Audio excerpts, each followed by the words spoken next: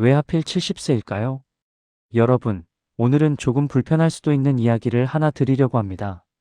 우리는 흔히 이렇게 말합니다. 요즘은 100세 시대잖아. 70세면 아직 한참 남았지. 요즘 70대는 옛날 50대야. 틀린 말은 아닙니다. 실제로 평균 수명은 계속 늘어나고 있고, 의학도 기술도 환경도 과거보다 훨씬 좋아졌습니다.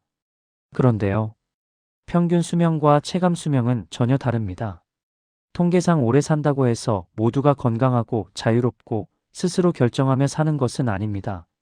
오늘 우리가 이야기할 70세는 단순히 숫자 하나를 의미하지 않습니다. 이 나이는 인생의 구조가 바뀌는 지점입니다. 많은 분들이 60대 초중반까지는 이렇게 느끼십니다. 아직은 괜찮다. 조금 불편하지만 생활은 된다. 조심하면 큰 문제는 없다. 하지만 70세 전후를 기점으로 삶의 분위기가 서서히, 그러나 분명하게 달라집니다. 갑자기 큰 병이 생기지 않아도, 특별한 사고가 없어도 어느 날 문득 이런 생각이 들기 시작합니다. 예전 같지가 않네. 회복이 너무 느리다. 이제는 혼자 결정하기가 버겁다. 이건 개인의 문제가 아닙니다. 인간의 몸과 뇌가 설계된 방식 자체가 이 시점에서 한 번 더 꺾이기 때문입니다. 의학에서는 이 구간을 완만한 노화에서 가속 노화로 넘어가는 시점이라고 말합니다. 겉으로는 큰 차이가 없어 보여도 안에서는 변화가 동시에 일어납니다. 근육은 더 빨리 줄어들고, 균형 감각은 둔해지고, 기억력은 단순한 깜빡을 넘어서고, 회복력은 체감될 정도로 느려집니다. 그리고 가장 중요한 변화 하나가 있습니다. 바로 선택권이 줄어들기 시작한다는 점입니다. 어디를 갈지, 무엇을 먹을지, 언제 쉴지, 어떤 치료를 받을지. 이런 결정들이 조금씩 내가 아닌 누군가의 기준으로 바뀌기 시작합니다. 그래서 70세는 노인이 되는 나이가 아니라 노인의 삶으로 넘어가는 관문이라고 표현합니다. 많은 분들이 이 시기를 이렇게 넘기십니다. 나이 들면 다 그런 거지. 이제 욕심부릴 나이는 아니잖아. 되는 대로 살면 돼. 하지만 이 태도가 남은 인생의 질을 크게 좌우합니다. 70세 이전에 준비한 사람은 70세 이후에도 삶을 관리합니다. 반대로 준비 없이 맞이한 사람은 이때부터 삶에 끌려가기 시작합니다.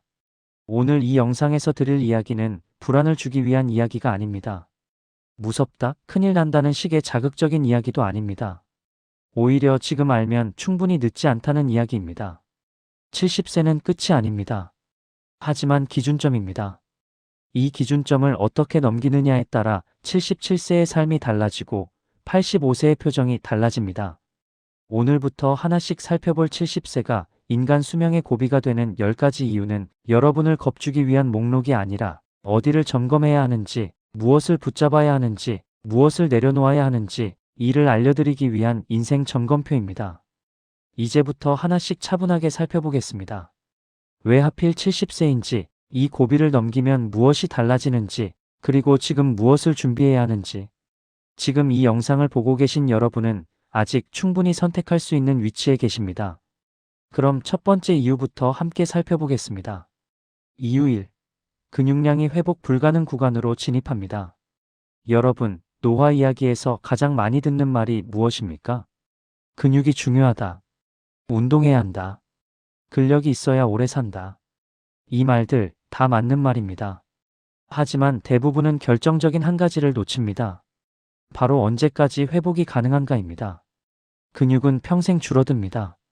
하지만 줄어드는 속도는 나이에 따라 다릅니다. 50대? 운동하면 금방 돌아옵니다. 60대? 노력하면 유지가 됩니다. 60대 후반? 회복은 느리지만 가능합니다. 그런데 70세 전후부터는 이야기가 달라집니다. 이 시점부터 근육은 줄어드는 조직이 아니라 다시 만들기 어려운 조직으로 바뀝니다. 의학적으로는 근감소증이 가속화되는 구간이라고 부릅니다. 쉽게 말해 운동을 해도 예전만큼 늘지 않고 쉬면 훨씬 빠르게 줄어듭니다. 이게 왜 문제일까요? 근육은 단순히 힘을 쓰는 조직이 아닙니다. 넘어지지 않게 붙잡아주고 혈당을 조절하고 관절을 보호하고 심지어 생존에도 영향을 줍니다. 특히 하체 근육은 수명을 지탱하는 마지막 기둥입니다. 70세 이후에 계단 한 층이 힘들어지고 의자에서 일어나는 동작이 느려지고 보행 속도가 눈에 띄게 줄어드는 이유가 바로 여기에 있습니다. 많은 분들이 이렇게 말씀하십니다. 아직은 걸을 수 있으니까 괜찮다. 조심하면 안 넘어질 거다. 하지만 현실은 냉정합니다. 노인 사망 원인 상위를 보면 병보다 낙상 이후 합병증이 더 치명적인 경우가 많습니다. 넘어짐 자체보다 넘어진 뒤 다시 일어날 수 있느냐가 생사를 가릅니다. 이때 필요한 것이 바로 근육량과 균형 감각입니다. 문제는 70세 이후에는 한번 줄어든 근육을 예전처럼 되돌리기 어렵다는 점입니다. 그래서 이 시기의 핵심 전략은 늘리는 것이 아니라 지키는 것입니다. 무리한 운동, 젊은 사람 따라하는 고강도 운동, 갑작스러운 운동 시작. 이런 것들은 오히려 부상과 포기의 지름길이 됩니다. 대신 이 시기에는 아주 단순하지만 확실한 원칙이 필요합니다. 매일 움직일 것, 하체를 우선할 것, 속도보다 지속을 선택할 것. 근육은 한 번에 늘지 않지만 하루만 안 써도 줄어듭니다. 그래서 70세 전후의 근육 관리는 운동 문제가 아니라 생활 방식의 문제입니다. 엘리베이터 대신 계단 한 층. 앉아 있다가 일부러 한 번 더 일어나기. 외출을 미루지 않는 습관. 이런 작은 선택들이 77세의 보행 속도와 85세의 독립성을 결정합니다. 여러분, 근육은 젊음을 유지하는 도구가 아닙니다. 존엄을 지키는 장치입니다. 스스로 걸을 수 있느냐, 스스로 화장실을 갈 수 있느냐, 스스로 일상을 유지할 수 있느냐. 이 모든 것이 근육에서 시작됩니다. 그래서 70세는 운동을 시작해야 하는 나이가 아니라 근육을 잃지 않도록 설계해야 하는 나이입니다. 이유 2. 뇌가 저속 노화에서 가속 노화로 전환됩니다. 여러분, 나이가 들면 기억력이 떨어진다는 말 누구나 한 번쯤 들어보셨을 겁니다. 그래서 많은 분들이 이렇게 생각하십니다. 이름이 잘 생각 안 나는 건 다들 그렇지. 깜빡하는 건 나이 탓이야. 치매는 아주 일부 이야기지. 여기까지는 맞는 말입니다. 하지만 70세 전후부터는 기억력 저하의 성격 자체가 달라집니다. 이전까지의 뇌 노화는 속도가 느린 말 그대로 저속 노화였습니다. 단어가 잠깐 생각 안 나고 물건을 어디 뒀는지 헷갈리고 이름이 혀끝에서 맴도는 정도. 하지만 70세를 기점으로 뇌는 점점 가속 노화 구간으로 들어갑니다.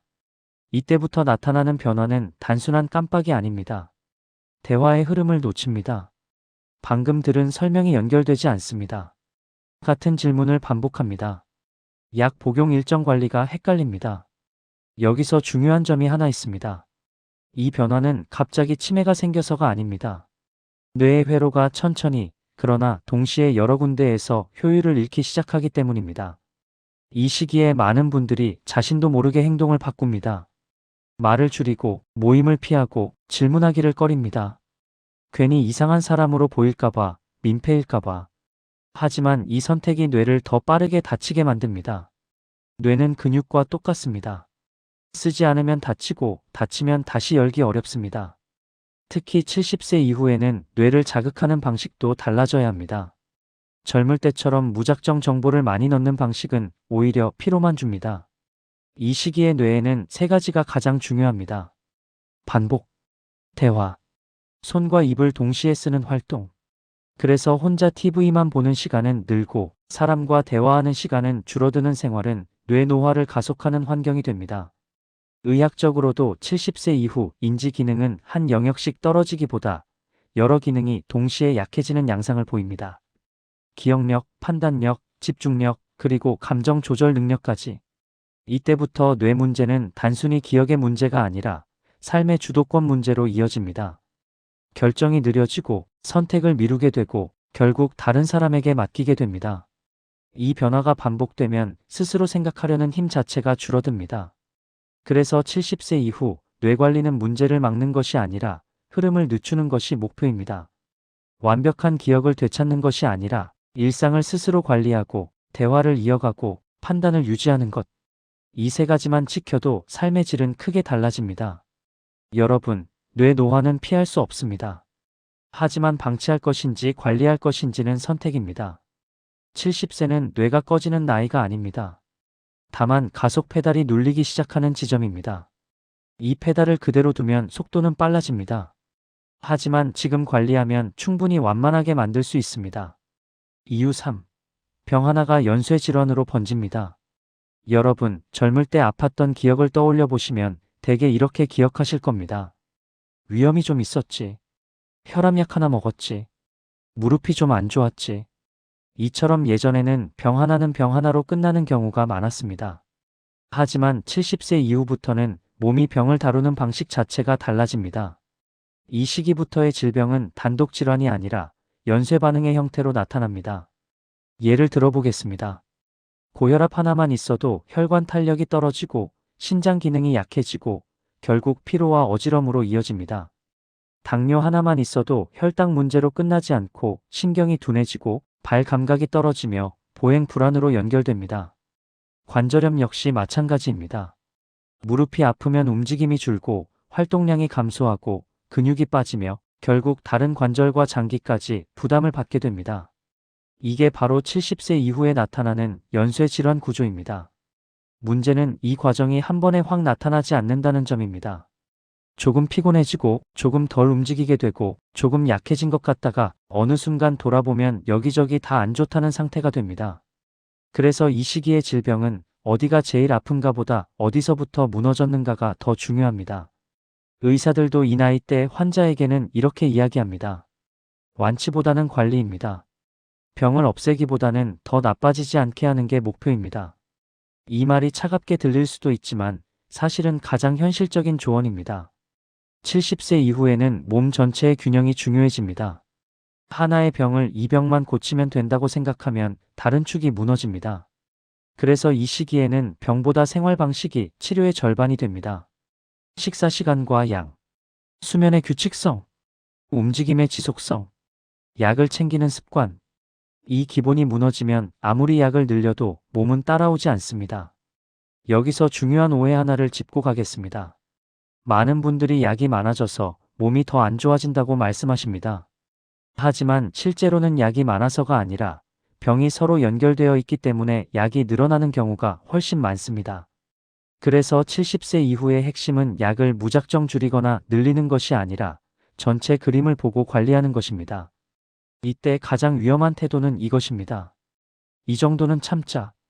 귀찮아서 병원 안 가도 되겠지. 원래 노인은 다 이래. 이 작은 방치가 연쇄 질환의 첫 단추가 됩니다. 반대로 초기의 관리만 잘해도 연쇄 반응은 충분히 늦출 수 있습니다. 여러분, 70세 이후에 병은 갑자기 늘어나는 게 아닙니다. 서로 손을 잡고 나타납니다. 그래서 이 나이에는 몸을 부위별로 보지 말고 하나의 시스템으로 봐야 합니다.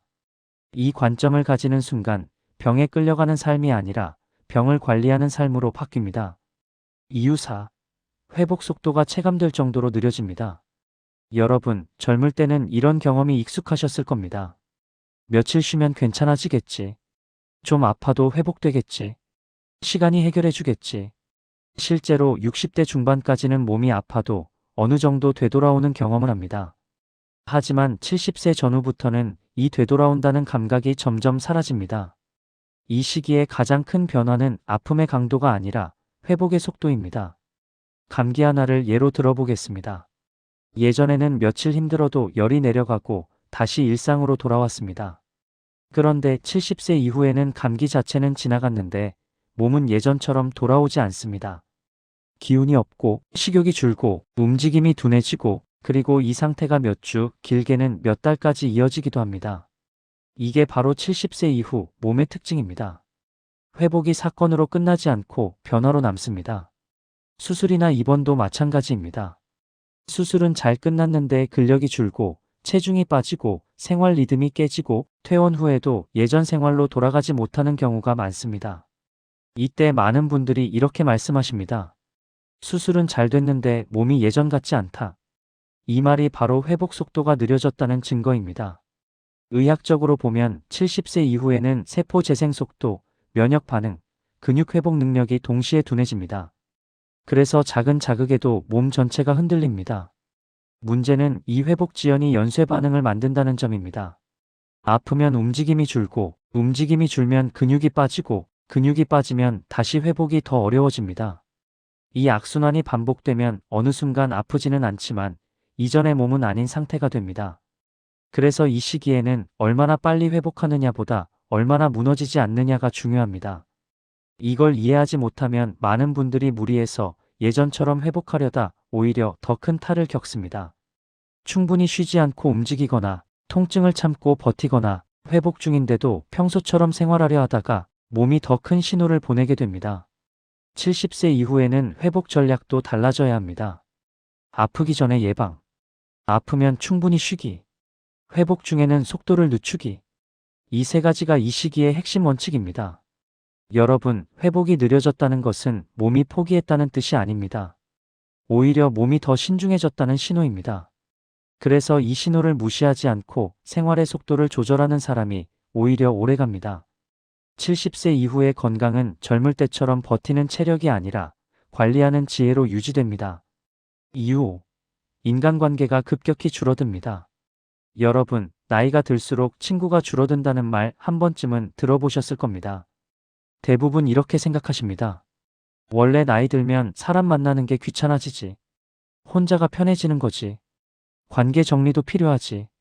이 말 어느 정도는 맞습니다. 하지만 70세 이후의 인간관계 감소는 단순한 취향 변화가 아닙니다. 이 시점부터의 인간관계는 의도적으로 줄이는 관계가 아니라 자연스럽게 사라지는 관계가 많아집니다. 먼저 현실적인 이유가 있습니다. 함께 나이 들던 친구들의 건강 악화, 병원 일정, 치료로 인한 만남 감소, 사망으로 인한 갑작스러운 이별. 이런 변화는 아무도 막을 수 없습니다. 여기에 또 하나가 더해집니다.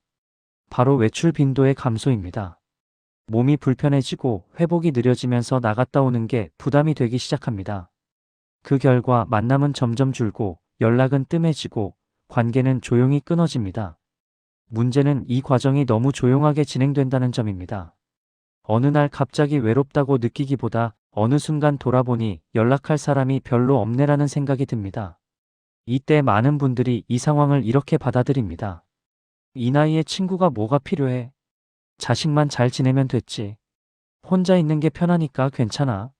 하지만 여기서 중요한 사실이 하나 있습니다.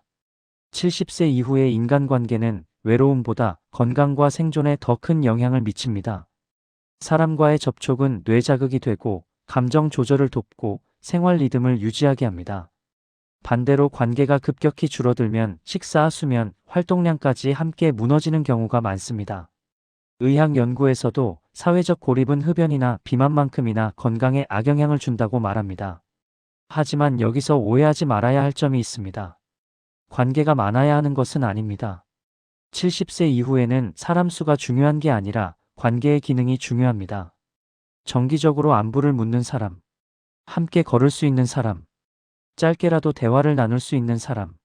이런 연결이 단 한두 개만 있어도 삶은 훨씬 안정됩니다.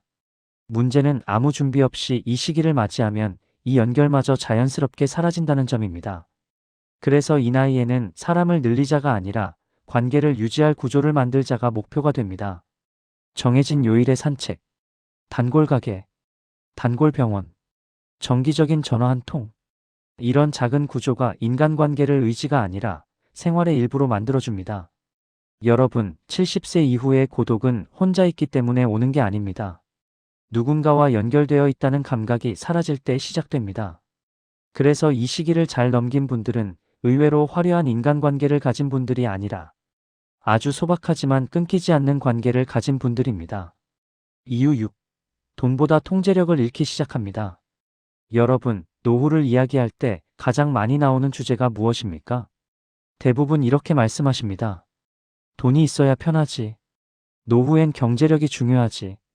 돈 없으면 서럽다. 이 말 맞습니다. 돈은 분명 중요합니다. 하지만 70세 이후를 실제로 살아본 분들이 공통적으로 하는 말이 있습니다. 돈보다 더 무서운 게 있더라. 마음대로 못 사는 게 제일 힘들다. 이때 말하는 것이 바로 통제력입니다. 통제력이라는 건 대단한 권력이 아닙니다.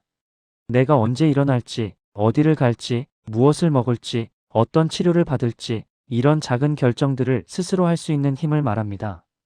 60대 중반까지는 돈이 있으면 이 통제력을 어느 정도 유지할 수 있습니다. 하지만 70세 전후부터는 돈이 있어도 통제력이 줄어드는 경우가 많아집니다. 왜일까요? 이 시기에는 병원 일정이 늘고 체력이 줄고 기억력과 판단력이 느려지고 결정의 기준이 내 의지보다 몸 상태와 주변 상황으로 이동합니다. 처음에는 아주 사소합니다. 오늘은 병원 가야 해서 못 나가. 몸이 안 좋아서 약속을 미뤄야겠네. 그건 가족이 알아서 하겠지. 이 선택이 반복되면 어느 순간부터 결정을 맡기는 게 편해집니다. 그리고 그 편안함 속에서 통제력은 조용히 사라집니다. 여기서 중요한 점이 있습니다. 통제력을 잃는 과정은 갑작스럽지 않습니다. 아주 천천히 그리고 자연스럽게 진행됩니다. 그래서 많은 분들이 잃고 있다는 사실조차 느끼지 못합니다. 그러다 어느 날 이렇게 말하게 됩니다. 이제 내가 결정할 일은 별로 없네. 다들 나보다 잘 아니까 그냥 시키는 대로 하는 게 편해. 이 말이 나오는 순간부터 삶은 관리의 대상이 됩니다. 문제는 통제력을 잃으면 삶에 대한 책임감도 함께 줄어든다는 점입니다.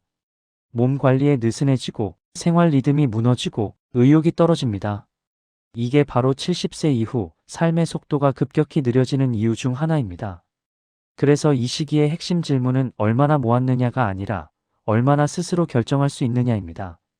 이 통제력을 지키기 위해 70세 이후에 꼭 필요한 것은 큰 재산이 아닙니다. 단순한 생활 루틴, 내가 정한 하루의 순서, 스스로 선택하는 작은 결정들, 이것들이 모여 삶의 주도권을 붙잡아 줍니다. 예를 들면 이런 것들입니다. 매일 같은 시간에 산책 나가기, 식사 메뉴를 직접 정하기, 병원 일정도 스스로 체크하기. 아주 사소해 보이지만 이 작은 선택들이 아직 내가 내 삶을 살고 있다는 감각을 유지하게 합니다. 여러분, 노후의 품격은 돈의 크기가 아니라 통제력의 유지 여부에서 결정됩니다. 70세는 모든 것을 내려놓는 나이가 아닙니다. 다만 내가 지킬 것과 맡길 것을 구분해야 하는 나이입니다. 이 구분을 하지 않으면 통제력은 생각보다 빨리 사라집니다. 이유 7. 감정이 무뎌지는 것이 아니라 닫힙니다. 여러분, 나이가 들면 감정이 무뎌진다는 말을 자주 듣습니다. 그래서 많은 분들이 이렇게 생각하십니다. 이제 별 감정이 없다. 좋아도 싫어도 예전 같지 않다. 덤덤해지는 게 성숙이지. 하지만 70세 이후에 나타나는 감정 변화는 단순한 무뎌짐이 아닙니다. 이 시기의 감정은 약해지는 것이 아니라 닫히는 방향으로 바뀝니다. 이 차이는 매우 중요합니다. 무뎌진 감정은 자극이 오면 다시 반응합니다. 하지만 닫힌 감정은 자극 자체를 받아들이지 않습니다. 그래서 이 시기에는 웃을 일에도 크게 웃지 않고 슬픈 일에도 크게 울지 않고 기대도 실망도 줄어듭니다. 겉으로 보면 마음이 편해진 것 같아 보이지만 안쪽에서는 감정의 문이 조금씩 닫히고 있는 상태입니다. 왜 이런 변화가 생길까요? 첫 번째 이유는 반복되는 상실 경험입니다.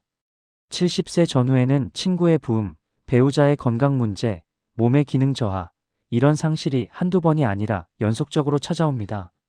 사람의 마음은 상실을 계속 겪으면 스스로를 보호하기 위해 감정을 줄이는 방향을 선택합니다. 두 번째 이유는 기대의 감소입니다. 젊을 때는 다음에 뭘 해볼까? 앞으로 이런 일이 있겠지라는 기대가 삶을 움직입니다. 하지만 이 시기에는 기대가 줄어들면서 감정의 진폭도 함께 줄어듭니다. 문제는 기대가 사라지면 감정도 함께 닫힌다는 점입니다. 세 번째 이유는 생활 자극의 감소입니다. 외출이 줄고 사람을 만나는 횟수가 줄고 새로운 경험이 줄어들면 감정이 반응할 기회 자체가 사라집니다. 그래서 이 시기의 감정 변화는 우울증과도 조금 다릅니다. 울고 싶어도 눈물이 안 나오고 즐거워야 할 일에도 별 느낌이 없습니다. 이 상태가 오래 지속되면 삶은 무난한 하루의 반복이 됩니다. 여기서 중요한 점이 있습니다. 감정이 닫히기 시작하면 자기관리 의욕이 떨어지고 건강관리가 느슨해지고 삶에 대한 관심이 줄어듭니다. 그래서 감정 문제는 마음의 문제가 아니라 삶의 유지력 문제로 이어집니다. 하지만 다행인 점도 있습니다. 감정은 완전히 사라지지 않습니다. 열어줄 계기가 필요할 뿐입니다. 이 시기에는 큰 자극보다 아주 작은 감정 자극이 더 효과적입니다.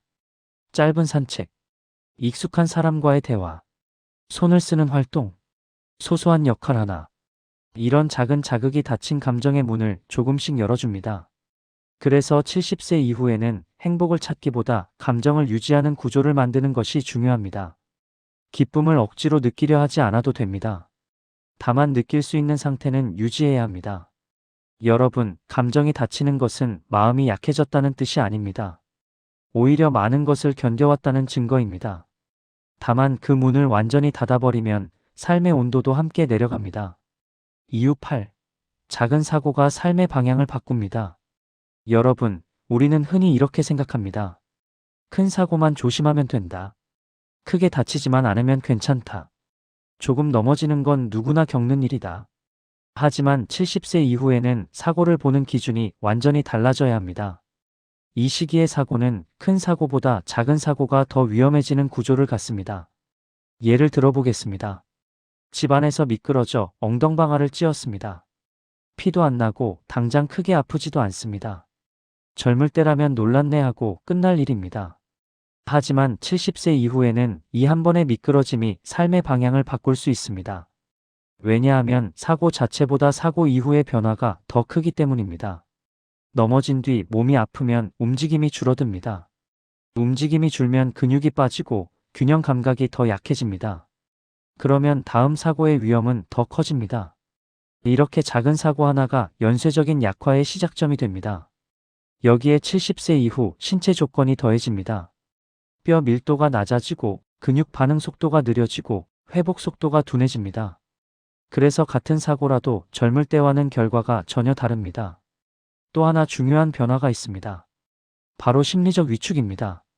넘어진 경험은 몸보다 마음에 더 큰 흔적을 남깁니다. 또 넘어지면 어떡하지? 괜히 나갔다가 사고 날까봐 집에 있는 게 낫겠다. 이 생각이 들기 시작하면 외출이 줄고 활동 반경이 좁아집니다. 그리고 이 위축이 삶의 방향을 바꿉니다.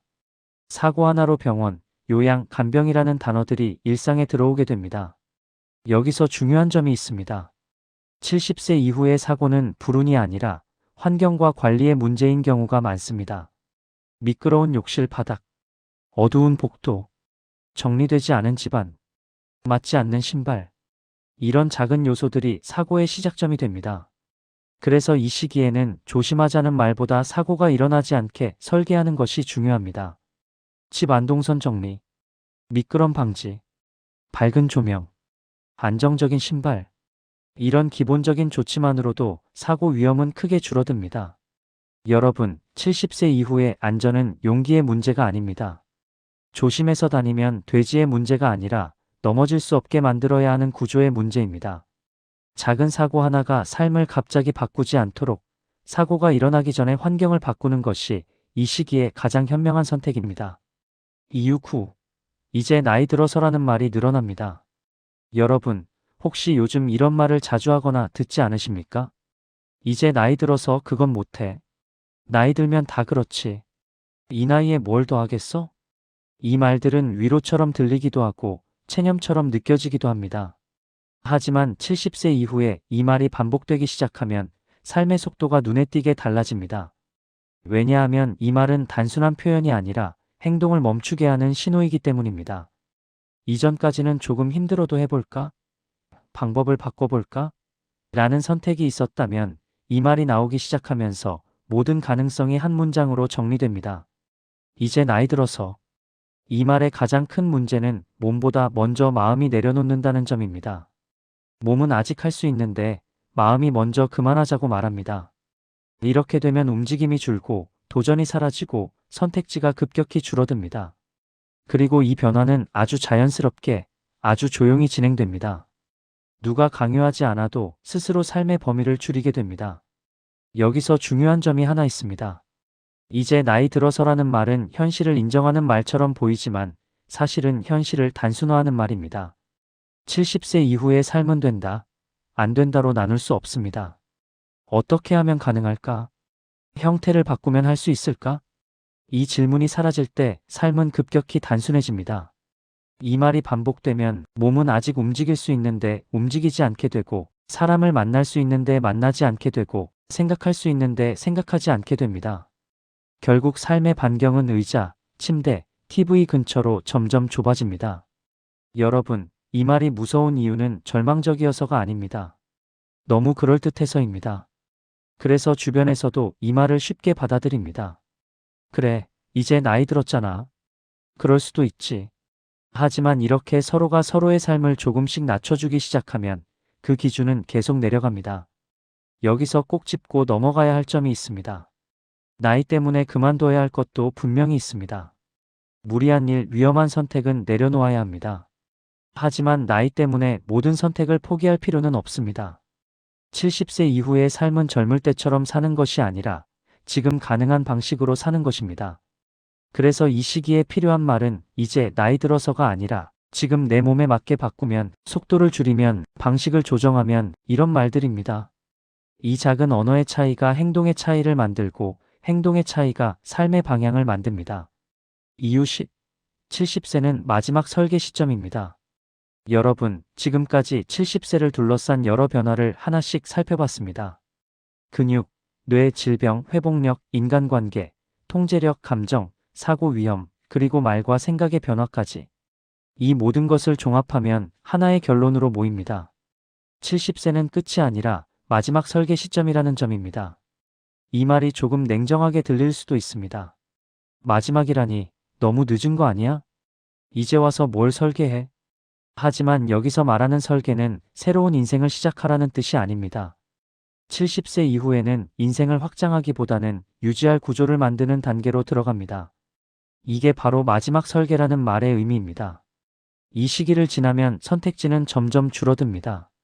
몸이 허락하지 않고, 기억력이 따라주지 않고, 주변 환경이 제한됩니다. 그래서 70세는 아직 선택이 가능한 마지막 지점입니다. 이 시점에서 무엇을 정리하고 무엇을 붙잡을지 정하지 않으면 이후에는 선택이 아니라 상황에 끌려가게 됩니다. 여기서 중요한 점이 있습니다. 마지막 설계는 큰 결단을 의미하지 않습니다. 하루의 리듬, 움직임의 최소 기준, 관계의 유지선, 내가 지킬 결정권. 이 네 가지만 정리해도 삶은 완전히 달라집니다. 예를 들어보겠습니다. 하루에 반드시 나가는 시간은 언제인지, 최소한 어디까지는 스스로 할 것인지, 누구와의 연락은 끊지 않을 것인지, 어떤 결정만큼은 내가 직접 할 것인지, 이런 것들을 지금 정해두는 것이 바로 설계입니다. 70세 이후에 잘 버티는 분들의 공통점은 특별한 건강이나 재산이 아닙니다. 자기만의 기준을 가지고 있다는 점입니다. 반대로 이 기준 없이 이 시기를 넘긴 분들은 하루하루가 결정되지 않은 상태로 흘러갑니다. 오늘은 뭐 하지? 누가 정해주면 좋겠다. 그냥 되는 대로. 이 상태가 반복되면 삶의 방향은 자연스럽게 남에게 넘어갑니다. 여러분, 노후가 힘든 이유는 몸이 약해져서가 아니라 삶의 구조가 없어서인 경우가 많습니다. 그래서 70세는 아직 늦지 않은 마지막 시점입니다. 완전히 건강할 때도 아니고 완전히 의존적이지도 않은 딱 그 경계에 있는 나이입니다. 이 경계에서 삶의 설계를 한 사람과 그렇지 않은 사람의 차이는 77세, 82세에 분명히 드러납니다. 누군가는 속도는 느리지만 자기 삶을 살고 누군가는 몸은 비슷해도 삶에 끌려갑니다. 70세는 그 갈림길입니다. 여러분께 꼭 드리고 싶은 말씀은 이것입니다. 이제 와서 뭔가를 새로 시작하지 않아도 됩니다. 다만 지금 있는 것들을 어떻게 유지할지는 지금 결정하셔야 합니다. 그 결정이 남은 인생의 방향을 정합니다. 70세는 끝이 아니라 기준입니다. 여러분, 오늘 우리는 70세라는 나이를 조금 다르게 바라보는 시간을 가졌습니다. 누군가에게 70세는 이제 다 살았다는 말로 표현되기도 하고 또 누군가에게는 아직도 멀었다고 여겨지기도 합니다. 하지만 오늘 이야기의 핵심은 이것입니다. 70세는 끝이 아닙니다. 다만 기준이 바뀌는 나이입니다. 이 이전까지의 인생이 얼마나 해왔는가의 시간이었다면 70세 이후의 인생은 어떻게 유지할 것인가의 시간입니다. 더 많이 이루지 않아도 됩니다. 더 빨리 갈 필요도 없습니다. 다만 스스로 걸을 수 있는지, 스스로 생각할 수 있는지, 스스로 결정할 수 있는지 이 세 가지만 지켜내면 됩니다.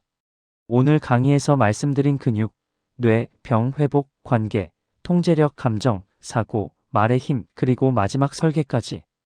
이 모든 이야기는 결국 하나로 이어집니다. 삶의 주도권을 놓지 말자. 70세 이후의 삶이 힘들어지는 순간은 몸이 약해질 때가 아니라 어쩔 수 없다고 스스로에게 말할 때입니다. 여러분, 노화는 누구에게나 옵니다. 하지만 노후의 모습은 같지 않습니다. 어떤 분은 느리지만 자기 리듬으로 살고 어떤 분은 같은 나이에도 하루를 버티듯 보냅니다. 그 차이는 대단한 결심에서 오지 않습니다. 하루에 한 번 더 움직이는 선택, 누군가와 연결을 유지하는 습관, 작은 결정이라도 직접 하는 태도, 이런 사소한 기준들이 모여 삶을 만듭니다. 그래서 70세는 두려운 나이가 아닙니다.